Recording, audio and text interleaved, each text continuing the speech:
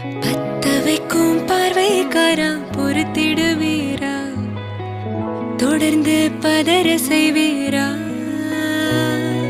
சிக்க வைக்கும் செய்கையெல்லாம் நிறுத்திடுவீரா, மனசு இயங்கல சேரா. தாசா கிட்ட நேர